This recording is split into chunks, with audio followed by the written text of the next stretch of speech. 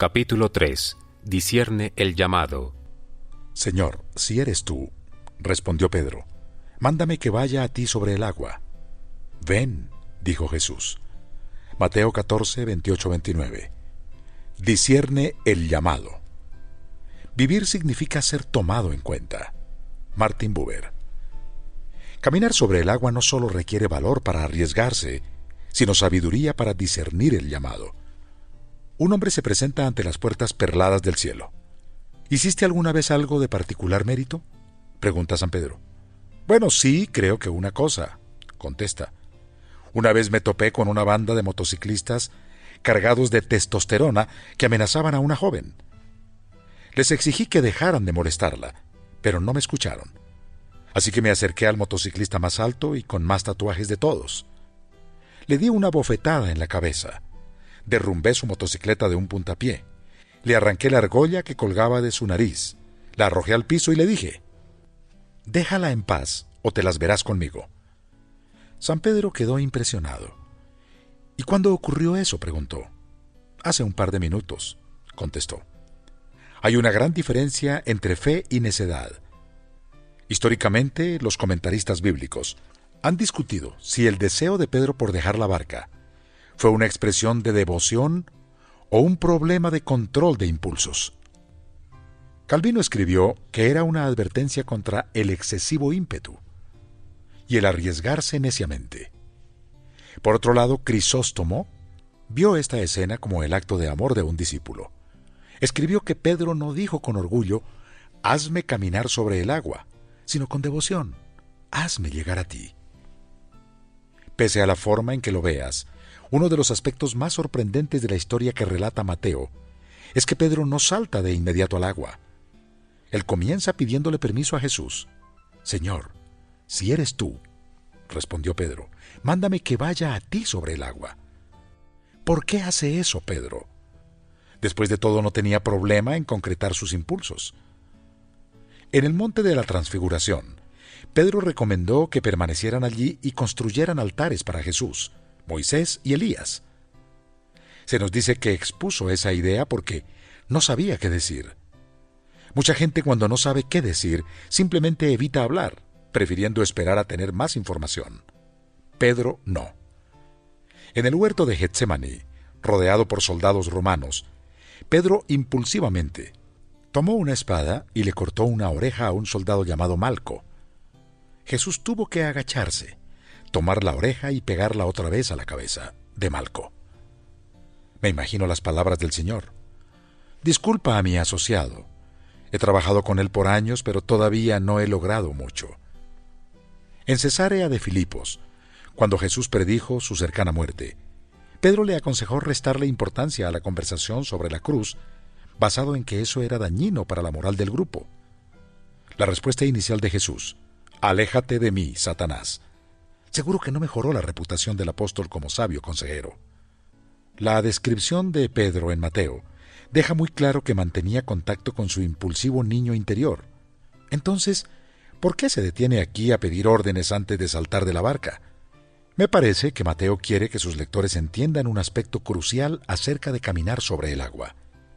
El que controla la caminata sobre el agua es Jesús, no Pedro. No se trata de un poder a disposición del apóstol, el cual empleará a su antojo para lo que quiera. Antes de salir de la barca, más le valía estar seguro de responder a un llamado para hacerlo, y de Jesús era quien lo llamaba.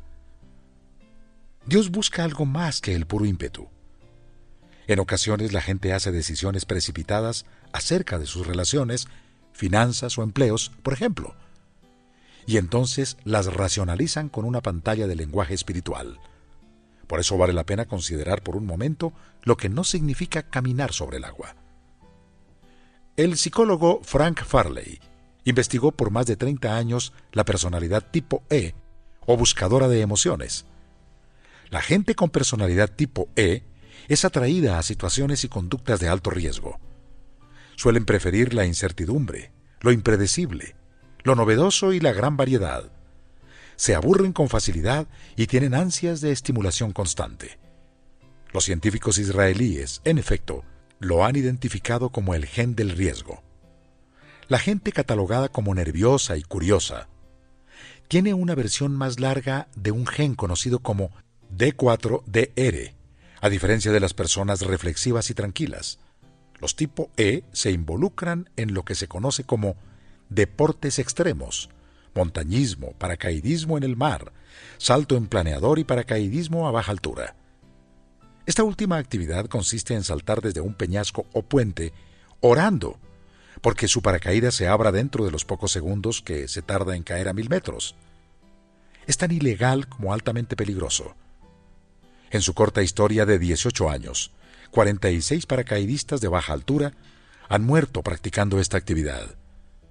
Es muy interesante notar que, en la mayoría de los libros de autoayuda, se elogie tanto el correr riesgos. Sin embargo, en la literatura sobre investigación psicológica, esto es más una señal de peligro. La gente de intenso tipo E, aunque puede lograr grandes cosas, también es más propensa a asumir conductas potencialmente destructivas, como el abuso de sustancias químicas, la actividad sexual de alto riesgo y el apostar en forma compulsiva. En algunas ocasiones, sobre todo cuando siento la vida aburrida o insatisfactoria, o que me está pasando por alto, puedo demandar con impaciencia que todos mis problemas se resuelven de una vez con una decisión precipitada que no se alinea con el llamado de Dios para mi vida. Es posible que hagamos decisiones valientes y riesgosas, aunque tontas.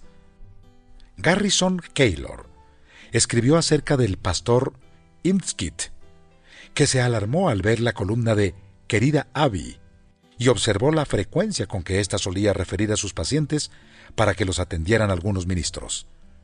«Conversa con tus ministros», le dijo una adolescente de 14 años, enamorada de un mecánico de 51 y casado, preso por el delito de violación. ¿Por qué supone Abby que un ministro pueda tratar este caso? Pobre hombre. Las cosas estaban bastante claras para él momentos antes. Pero ahora, mientras la jovencita manifiesta su amor por Vince, la convicción de su inocencia, el hecho de que su esposa nunca lo amó en realidad, no como ella, Trish, lo podía amar, y el hecho de que a pesar de su edad y de que solo lo conocía por correspondencia, hay algo indescriptiblemente sagrado y valioso entre ellos. Todo lo que el pastor piensa es, ¡qué locura! No seas ridícula. No, no serás ridícula. Pablo escribió, así que tengan cuidado de su manera de vivir. No vivan como necios, sino como sabios, aprovechando al máximo cada momento oportuno, porque los días son malos. ¿Cómo se aplica esto específicamente a Trish, enamorada por correspondencia?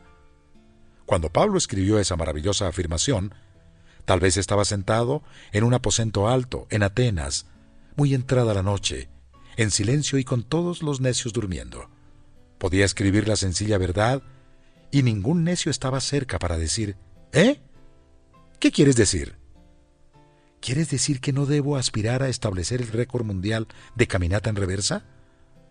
Pero sí sé que puedo lograrlo. Soy bueno para eso. Puedo caminar hacia atrás por kilómetros. La línea entre no temerás y no serás ridículo es a menudo muy fina y no se identifica con facilidad. Saber cuándo salir de la barca y correr un riesgo no solo exige valor, también requiere sabiduría para formular las preguntas correctas, discernimiento para reconocer la voz del maestro y paciencia para esperar su orden. Jesús no busca gente tipo E, cuyas riendas son guiadas por el ímpetu. Él busca lo que podría ser llamado personalidad tipo C, caminante sobre el agua. Esto incluye el deseo de experimentar aventuras con Dios, el gen divino, del cual todos tenemos uno. Es parte de nuestro ADN espiritual. Se requiere tanto del valor para correr riesgos como de sabiduría para saber qué riesgos correr. Entonces, ¿cómo sé la diferencia entre un llamado auténtico de Dios a salir de la barca y mi propio impulso? ¿Cómo me convierto en un seguidor tipo C? Para ahondar más en esta cuestión, consideremos la noción bíblica del llamado. El llamado, un reflejo de la imagen de Dios. Iniciamos esta discusión con una pregunta teológica. ¿Qué es lo que Dios hace durante todo el día? Si tuvieras que responder a esa pregunta con una sola palabra, ¿qué dirías? Para la mayoría de nosotros, Si estamos en unas vacaciones prolongadas, o por alguna razón tenemos un largo periodo de tiempo libre, la siguiente pregunta es extremadamente importante. ¿Qué voy a hacer hoy? La queja elemental de un anciano jubilado y de un niño es: estoy aburrido. Hablamos sobre la necesidad de matar el tiempo en situaciones como esa. Dios tiene toda la eternidad. ¿Qué hace con todo ese tiempo? ¿Crees que, más que otra cosa, se siente solo a observar? Los escritores bíblicos dicen lo que Dios hace en una sola palabra: trabaja. Leland Ricken asevera que el cristianismo es bastante singular respecto a esto. Los antiguos griegos, por ejemplo, pensaban que sus dioses estaban más allá del trabajo. El Monte Olimpo era algo así como el centro vacacional Palm Springs, en donde además de arrojar uno que otro rayo, Zeus y sus asociados vivían en Ociolandia. En contraste, las líneas iniciales de Génesis están repletas de la obra de Dios. Separa la luz de las tinieblas, forma los cuerpos celestes y el cielo, reúne las aguas y forma cuerpos humanos a partir del polvo de la tierra. Después del sexto día, Dios no descansa. El salmista deja bastante claro que el universo no es dirigido por necesidad mecánica, es dirigido por Dios. Tú haces que los manantiales viertan sus aguas en las cañadas. Desde tus altos aposentos riegas las montañas. La tierra se sacia con el fruto de tu trabajo. Haces que crezca la hierba para el ganado y las plantas que la gente cultiva. Oh Señor, cuán numerosas son tus obras. Dios está particularmente activo trabajando con la gente. El salmista afirma que el Dios de Israel no se adormecerá ni dormirá, sino que siempre protege y guía a su rebaño. Cuando Jesús vino a la tierra, vino a trabajar. En efecto, la mayor parte de su vida adulta trabajó como carpintero. Hoy la gente paga una fortuna por una silla Chippendale. Imagínate poseer una banca hecha por Jesús. Él no deja duda de que trabaja, al decir: mi Padre hasta ahora trabaja y yo trabajo. Se describe a Dios en la Biblia con muchas metáforas que implican trabajo. Es jardinero, artista, alfarero, rey, constructor y edificador de casas. El Dios de la Biblia, escribe Paul Miner, es eminentemente trabajador. Está muy interesado entiende el gozo de y está profundamente comprometido con el trabajo. Esto es significativo, porque en el clímax de la crónica de la creación se nos dice que Dios, el Señor, formó al hombre del polvo de la tierra y sopló en su nariz hálito de vida, y el hombre se convirtió en un ser viviente. Tú eres una obra de arte de Dios. Si alguna vez alguien, tal vez tu jefe o cónyuge, te ha dicho con sarcasmo: vaya obra de arte que eres, eso es literalmente cierto. Y debido a que fuiste hecho a imagen de Dios, fuiste creado para trabajar.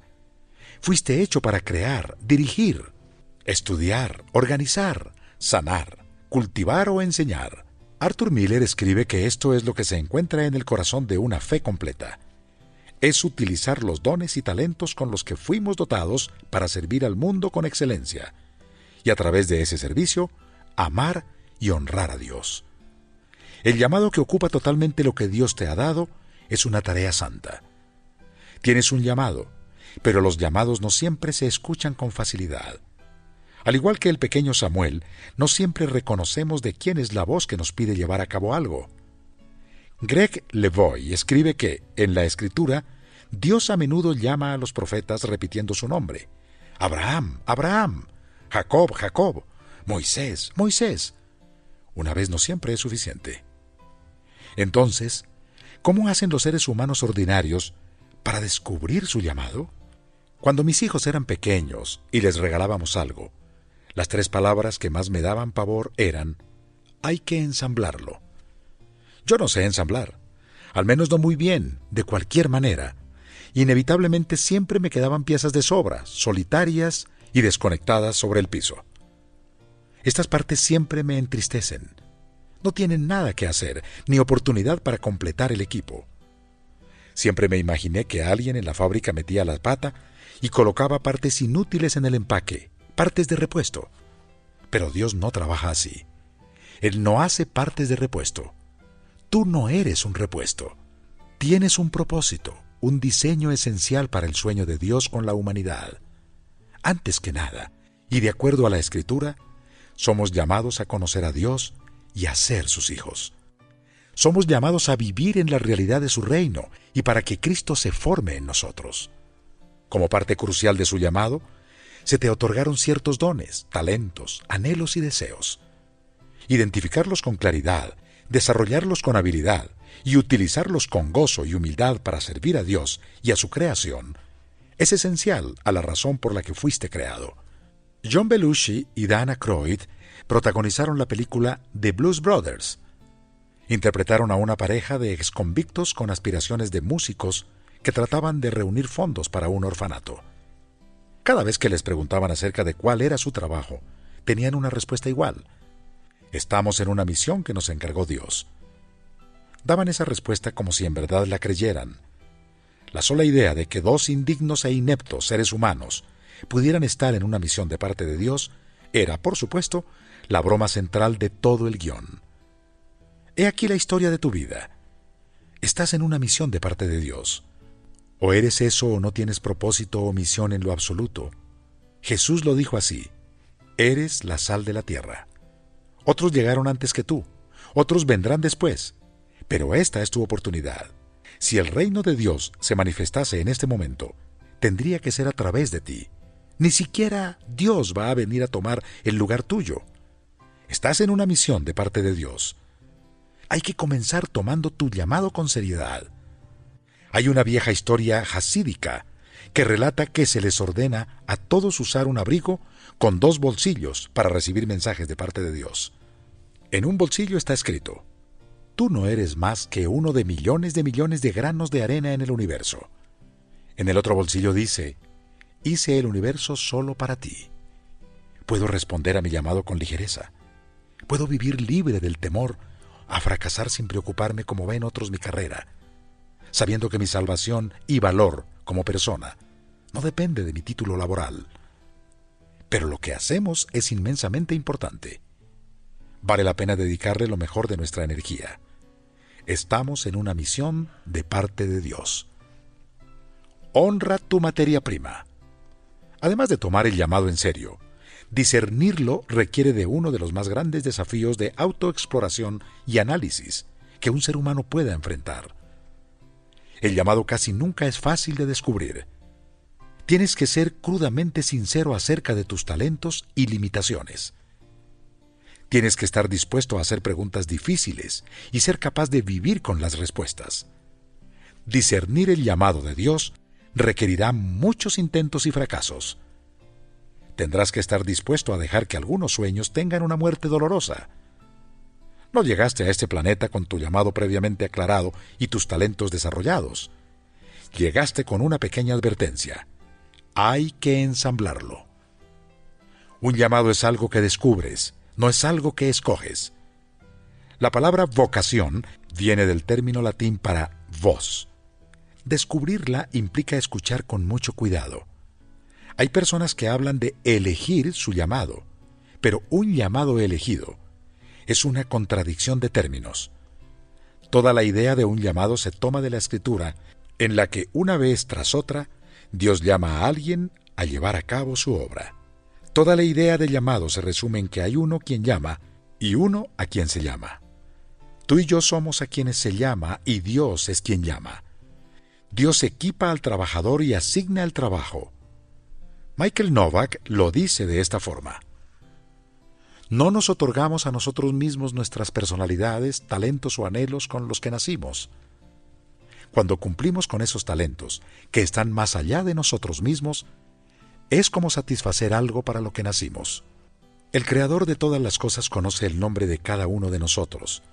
Conoce profundamente, mejor que nosotros mismos, lo que hay en nosotros, pues Él lo colocó ahí y pretende que hagamos algo con eso, algo que encaja con sus intenciones para muchas otras personas.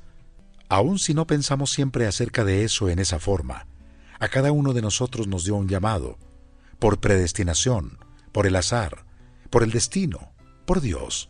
Los afortunados lo conocen. Parker Palmer, un educador y escritor cuáquero, nos da un pensamiento más. Todo el universo tiene una naturaleza, lo que significa tanto límites como potencial. Uno de los intereses del artista y artesano es saber cómo discernir la naturaleza del material con el que trabaja. Los grandes escultores pasan tiempo estudiando la pieza de mármol antes de usar el cincel. Describen lo que hacen no tanto como imponer una forma en el mármol, sino cómo dejar salir lo que éste siempre ha contenido. Los alfareros hábiles saben que mientras amasan y presionan el barro, éste responde a la presión diciéndoles en qué puede convertirse y en qué no. A los aficionados les falta este discernimiento. Cuando yo tenía 7 años, cada porción de barro era un cenicero en potencia. También tienes una naturaleza con tus propios límites y potencial.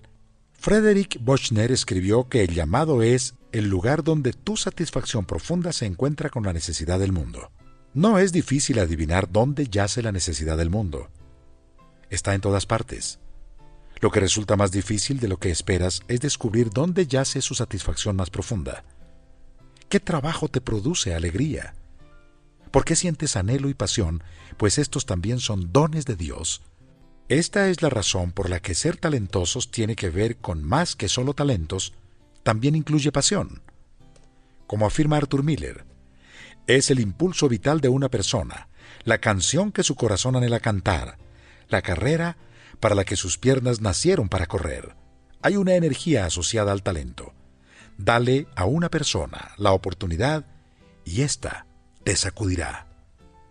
Una de mis imágenes favoritas sobre la profunda satisfacción que Dios pretende para su creación está en el Salmo 19, en donde el salmista indica: Dios ha plantado en los cielos un pabellón para el sol, y éste, como novio que sale de la cámara nupcial, se apresta cual atleta a recorrer el camino.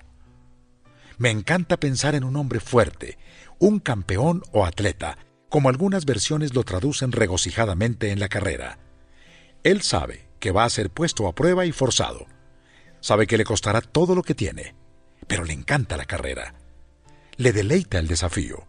Compite no por el trofeo al final, sino por amor a la competencia. Es el profesor enfrentado a un salón de clases lleno de estudiantes escépticos, con el desafío de abrirles las puertas del aprendizaje. Es el líder que mira a una organización con desafíos morales y limitaciones de recursos, y se impacienta por escuchar el sonido de la trompeta para desatar el potencial de la gente. Es el jardinero, al que le encanta crear belleza, el contador que se regocija en el orden, la enfermera que se deleita en curar, el mecánico que se enorgullece en la habilidad de las manos inteligentes. Eso no significa que seguir un llamado siempre traiga sentimientos de gozo. A menudo significa la decisión enérgica de obedecerlo con una difícil tarea, aun cuando sería más fácil abandonarlo.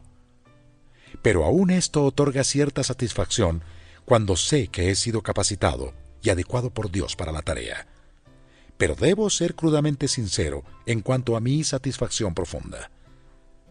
Que hable tu vida. El maravilloso libro de Parker Palmer tiene mucho que decir acerca del descubrimiento de nuestra propia vocación.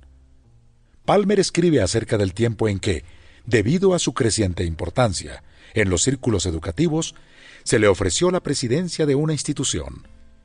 Eso hubiera significado un incremento en su sueldo, estatus e influencia. Desde el punto de vista profesional, era una decisión que no necesitaba pensarse. Pero los cuáqueros tienen una costumbre por la que, cuando se enfrentan a una decisión importante acerca de un llamado, reúnen a media docena de amigos para que les sirvan como comité de claridad. Este comité se reúne básicamente para plantear preguntas a fin de discernir el llamado de Dios con más claridad. Palmer confiesa, sin embargo, que en este caso, recordando el pasado, es claro que mi verdadera intención al convocar a ese grupo no era discernir nada, sino jactarme porque me ofrecieron un trabajo que ya había decidido aceptar. Por poco tiempo las preguntas fueron fáciles. ¿Cuál sería la visión de Parker para la escuela? ¿Para qué misión serviría en la sociedad? Etcétera. Pero luego alguien formuló la que parecía una pregunta muy sencilla. Parker, ¿qué es lo que te gustaría si llegas a ser presidente? Por raro que pareciera, Parker tuvo que pensar al respecto por un momento. Bueno, no me gustaría toda la política involucrada. No me gustaría tener que dejar mis estudios y enseñanza. No me gustaría tener que hacer campañas para reunir fondos. Sí, le recordó el interrogador, pero la pregunta es, ¿qué es lo que te gustaría? Ya casi llegó a eso, dijo irritado, y procedió entonces a mencionar varias cosas negativas más. No me gustaría tener que cancelar mis vacaciones de verano. No me gustaría. Le hicieron la pregunta por tercera vez. Palmer escribe: me sentí obligado a dar la única respuesta honesta que tenía. La que vino desde el fondo de mí, una respuesta que me horrorizó mientras la decía. Bueno, dije con la voz más baja que pude. Creo que lo que más me gustaría es ver publicada en el periódico mi fotografía con la palabra presidente abajo. Estaba sentado con cuáqueros experimentados y que sabían que, aun cuando mi respuesta era ridícula, mi alma estaba en juego. No rieron en lo absoluto, sino que mantuvieron un largo y serio silencio. Un silencio en el que solo pude sudar y gemir internamente. Al fin mi interrogador rompió el silencio con una pregunta que nos mató de risa a todos, y que me partió en dos a mí. Parker, me dijo, ¿puedes pensar en una manera más sencilla de ver tu foto en el periódico? Si Palmer hubiera aceptado el trabajo, piensa en qué resultados habría tenido en su vida. Desánimo, fatiga, pérdida del gozo, falta de energía y un sentimiento de incapacidad. Esa es una de las causas de la que los psicólogos llaman fenómeno impostor, la sensación de que las personas, sobre todo exitosas, tienen a menudo que pasar demasiado tiempo y esfuerzo tratando de encubrir su incapacidad de los demás. Si él fuera como la mayoría de nosotros, Palmer habría sido tentado a pensar que el problema consistía en haberse unido a una organización disfuncional, o que el consejo lo había abandonado, o que tenía un magisterio problemático. No puedes elegir tu llamado, afirma Palmer. Debes dejar que hable tu vida. Con esta frase él quiere decir que una gran parte de seguir nuestro llamado no tiene que ver tanto con elegir como con escuchar. Desde temprana edad te atraían ciertas actividades, ciertas formas de ser y hacer. Estas pueden no ser alabadas por tu familia o tu compañía. Puedes apreciar la soledad en medio de una cultura que premia la extroversión. Puedes anhelar la espontaneidad dentro de una subcultura que elogia la pronosticabilidad. Te costará interés y valor descubrir y ser fiel a la persona que Dios hizo de ti. Con el tiempo, tu corazón buscará que tus anhelos se conecten. Quizás fuiste creado para aprender y con tu aprendizaje beneficiar a otros. Te darás cuenta de que te atrae la lectura, la reflexión, la escritura y la enseñanza. Pero si estás convencido que debe ser un éxito corporativo para que tu vida valga la pena, cosecharás la siembra del grano que es tu vida. No dejarás que tu vida hable. Tal vez eres una mujer a la que le encanta dirigir equipos, hacer sonar trompetas y sitiar montañas.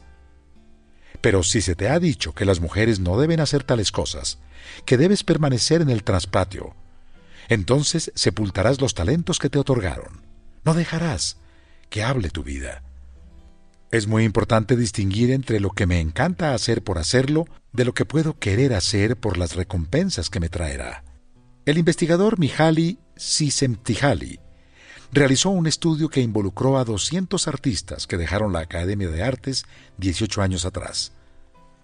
Descubrió que quienes se convirtieron en pintores serios fueron los que durante sus días de estudiantes saborearon el puro placer de pintar.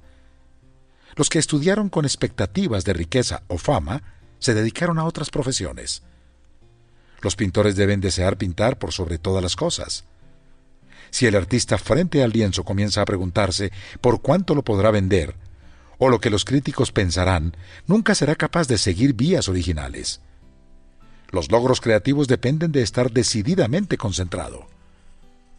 La decisión de dejar que hable nuestra vida, algunas veces, ha deletreado la diferencia entre fracaso y grandeza. La biografía de Ulysses Grant, que escribió William McFeely, describe a un hombre que era magistralmente adecuado para el liderazgo y la literatura. Sus memorias son un clásico de la literatura militar, pero terriblemente incapacitado para los negocios y la política. Grant no entendió ni disfrutó la vida en Washington, y usualmente se le juzga por haber sido uno de los presidentes menos eficaces de los Estados Unidos. En su final y extraordinario discurso sobre el Estado de la Unión, se disculpó por su ineptitud. Fue mi fortuna o infortunio ser llamado a cargo de jefe ejecutivo sin tener capacitación política previa. Pero entonces, ¿por qué este héroe de la guerra civil hizo un esfuerzo tan grande por un trabajo que ni disfrutó ni entendió? Su necesidad personal fue retener el inmenso respeto que tenía en todo el norte. Quería ser de importancia para un mundo que le había observado toda su vida. Todo lo que necesitaba era un poco de reconocimiento, que se entendiera un poco que él sabía lo que hacía. Quería ser tomado en cuenta. Sus propias necesidades insatisfechas de aceptación y autoestima le impidieron ver sus limitaciones. No amaba su trabajo en realidad. Fue como si solo hubiera deseado ver su fotografía en el periódico con la palabra presidente escrita abajo. Todos enfrentamos ese desafío. Un conocido mío, cuyo padre tuvo mucho éxito, decidió que tenía que seguir la misma línea laboral. Nadie lo presionó y ciertamente habría podido resistir tal carrera si lo hubieran presionado. La trampa era más sutil. En parte era el éxito de su padre lo que le abrió las puertas en este campo de trabajo, las que habrían estado cerradas en otras arenas. En parte porque, mientras crecía, este era el campo laboral en el que los logros siempre se discutían y celebraban. En todo caso, pasó 20 años tratando de ser como su padre y de convencerse a sí mismo que le iba bien en eso. Y aún así, mientras se desplaza en su trabajo, ese argumento se hace más y más difícil de mantener. La realidad, yo no soy mi padre, no tengo el mismo tipo de talentos y motivaciones que él, sería muy dolorosa para él. Su esposa ve esto con más claridad y a veces trata de decírselo, pero no la escucha. Él no le hace honor a su materia prima. Pienso en una mujer que ansía atención y está segura de que debe tener éxito como actriz o cantante para poder obtenerla. Se aferra a ese sueño, aún ante la evidencia abrumadora de que eso no refleja aquello para lo cual fue hecha por Dios. Se aferra a él tan fuertemente que siempre que alguien trata de decirle que está cometiendo un error, le causa un dolor insoportable. Siente que la rechazan, así que huye. Ella no le hace honor a su materia prima. Cuando no honro mi materia prima, la realidad se convierte en mi enemiga. Cierro mis ojos y oídos a todas las indicaciones de que estoy tratando de hacer algo para lo que no estoy llamado o dotado.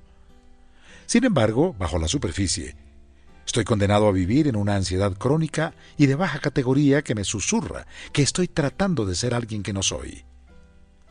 Si tengo el valor de reconocer mis limitaciones y las acepto, puedo experimentar una enorme libertad. Si me falta ese valor, seré prisionero de ellas. Algunas de mis limitaciones no me molestan mucho. Realmente no me importa si no puedo operar herramientas de alta potencia o si no puedo dibujar una línea recta. Pero tengo algunas limitaciones que me duelen excesivamente. Estas involucran sueños que he tenido desde que recuerdo. Reconocer esas limitaciones ha sido para mí como morir. Me ha dejado algunas veces preguntándome si es que tengo un verdadero llamado. Pienso en algunas personas que conozco y que poseen mentes increíbles.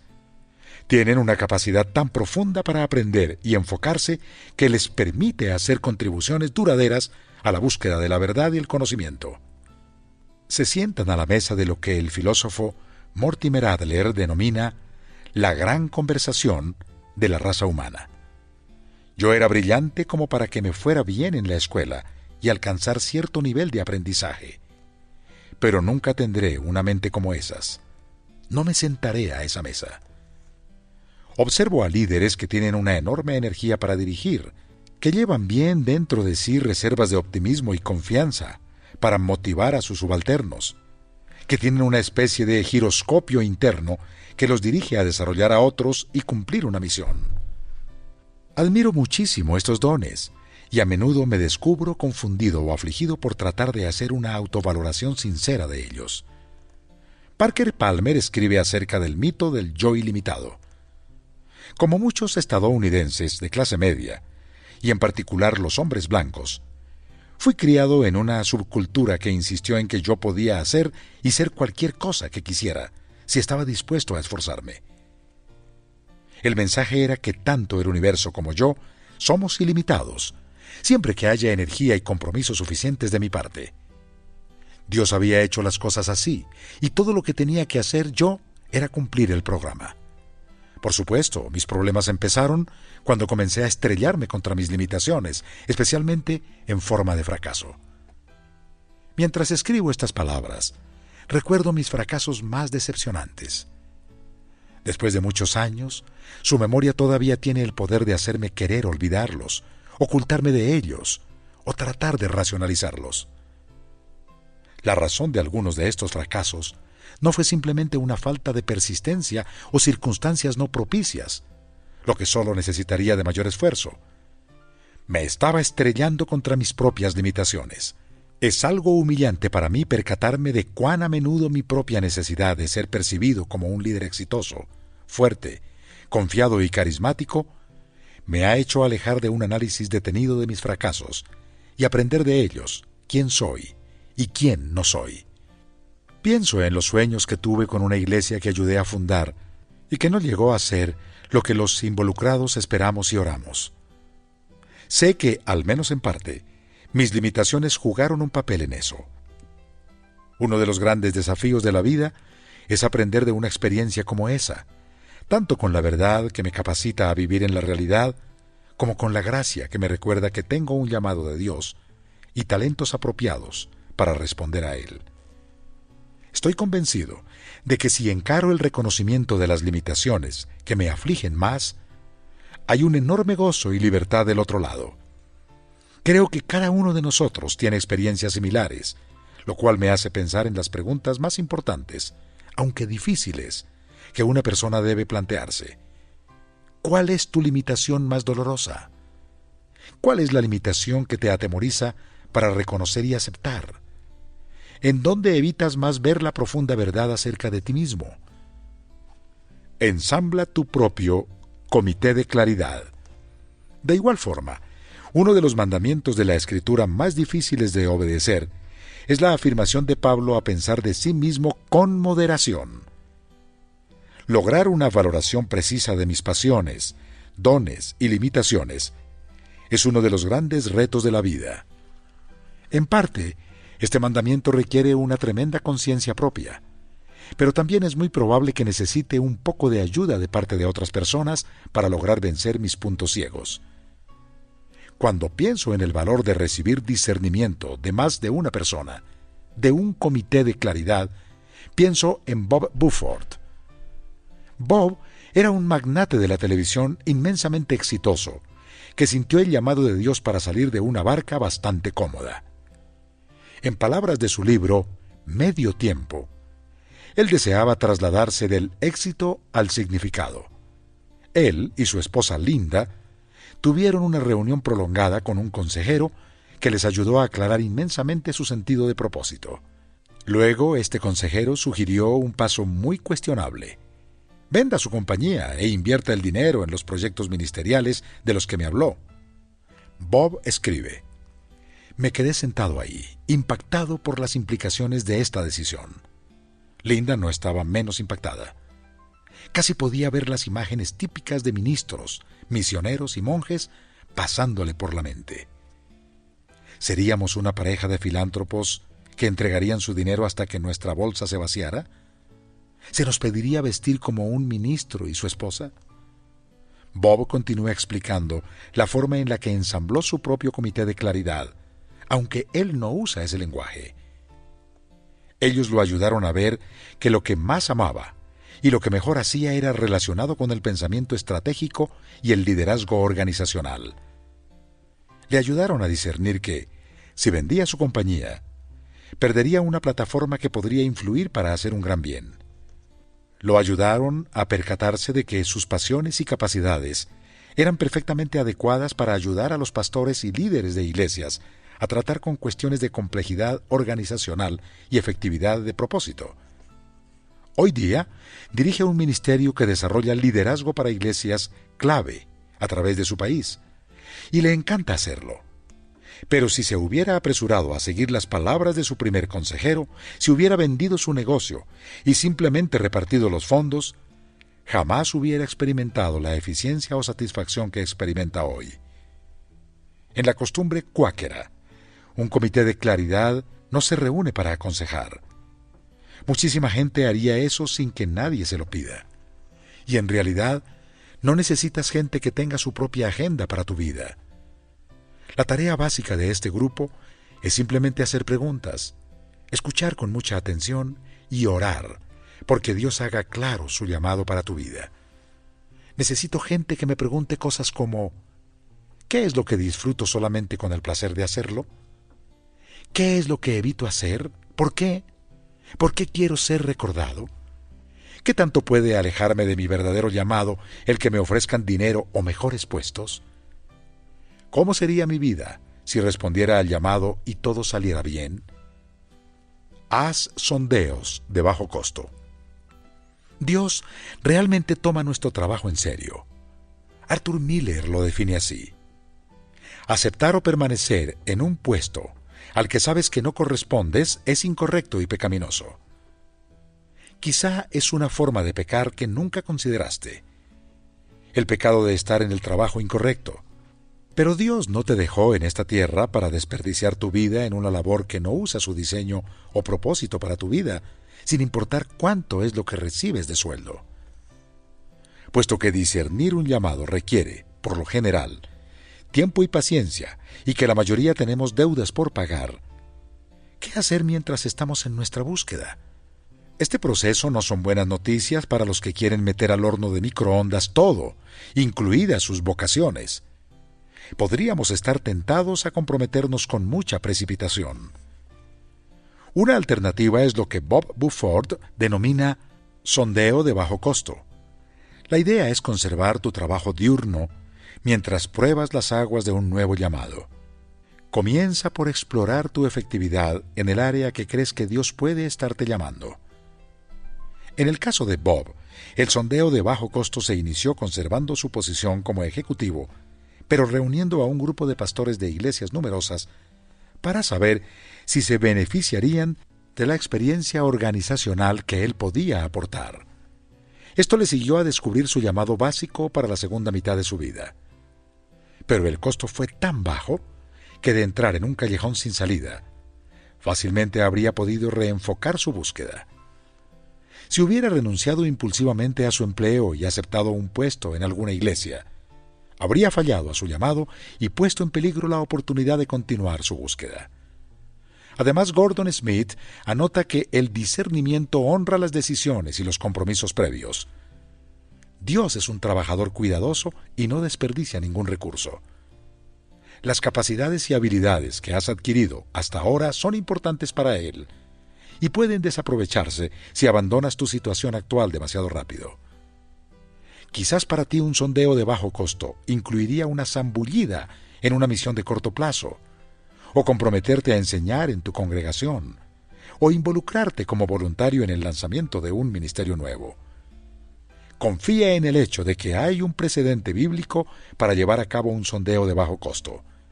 Amós se posicionó en el negocio de la profecía, pero conservó su puesto como pastor para apoyarse. Aparentemente, hasta Pablo mantuvo sus operaciones como fabricante de tiendas en modalidad de producción, mientras plantaba iglesias. El llamado a menudo implica sufrimiento. La gente a veces pone en términos muy románticos la noción de vocación. Recibir un llamado de parte de Dios no es lo mismo que dedicarse a la carrera ideal. Esta, por lo general, promete riqueza, poder, estatus, seguridad y grandes beneficios. El llamado a menudo es una historia diferente. Dios llamó a Moisés: preséntate ante Faraón, el hombre más poderoso sobre la faz de la tierra. Dile que deje a su fuerza laboral salir sin indemnización para adorar a un Dios en el que él no cree. Luego, convence de huir al desierto a un pueblo tímido y testarudo. Ese es tu llamado. Y Moisés dijo: heme aquí, envía a Aarón. Dios llamó a Jonás: dirígete a Nínive, la ciudad más corrupta y violenta del mundo. Diles a sus habitantes que no te conocen a ti y no me conocen a mí, que decidan entre arrepentirse o morir. Y Jonás dijo: ¿a qué hora sale la siguiente ballena en dirección contraria? Dios llamó a Jeremías a predicar a un pueblo que no quería escucharlo. Fue muy difícil, y Jeremías lloró tanto que desde entonces se le conoce como el profeta llorón. ¿Qué te habría parecido tener ese título? ¿Quién quiere una tarjeta de presentación que diga Director General sollozante o Dermatólogo deprimido? Como norma, las personas de las que leemos en la Escritura que fueron llamados por Dios se sintieron bastante incompetentes. Cuando Dios llamó a Abraham a abandonar su hogar, o a Gedeón para dirigir un ejército, o a Esther para desafiar al rey, o a María para dar a luz al Mesías, su respuesta inicial nunca fue: sí, puedo con ese reto, creo que lo puedo manejar. La primera respuesta a un llamado tamaño Dios es, generalmente, el miedo. Henry Blackaby escribe: algunas personas dicen: Dios nunca me pediría hacer algo que no puedo. He llegado a un punto en mi vida en el que, si la tarea que siento que Dios me está asignando es algo que sé que puedo manejar, quizás no viene de Él. El tipo de tareas que Él asigna en la Biblia siempre es tamaño Dios. Y siempre están más allá de lo que puede hacer la gente, porque desea demostrar su naturaleza, su fortaleza, su provisión y su bondad para su pueblo y para un mundo que le observa. Esta es la única forma en la que el mundo lo conocerá. Esto no significa que Dios nos llame a una manera que viole nuestra materia prima. Cuando Dios llama, provee.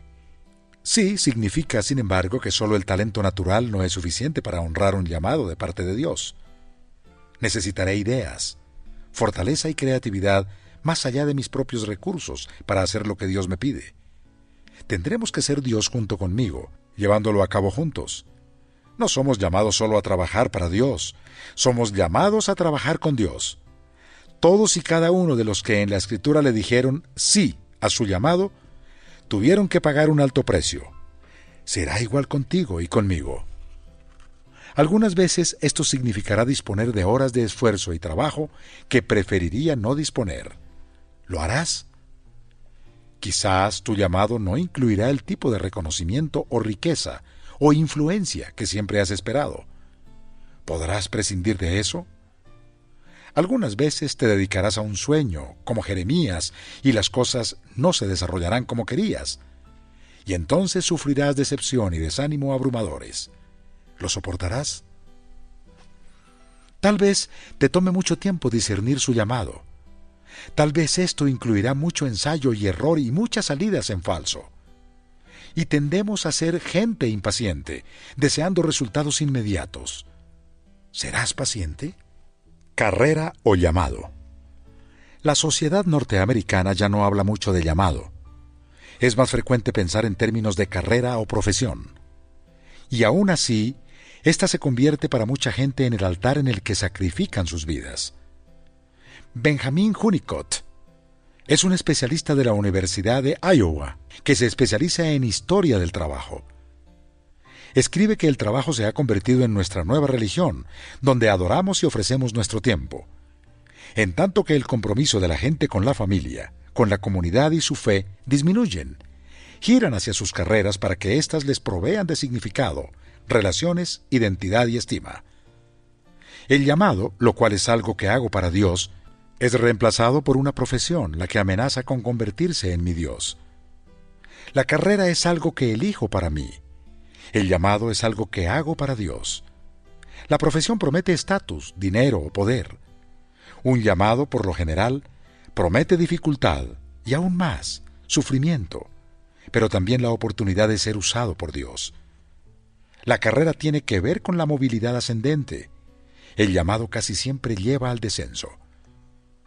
Cuando me dediqué por primera vez al ministerio pastoral, la gente a veces me preguntaba cuándo recibí el llamado, como si la labor en la congregación requiriera un llamado, pero el mercado de trabajo fuera solo parte de una carrera.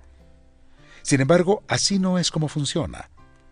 Sé demasiado bien que es posible convertir el trabajo de la congregación en una carrera dedicada a los avances y logros.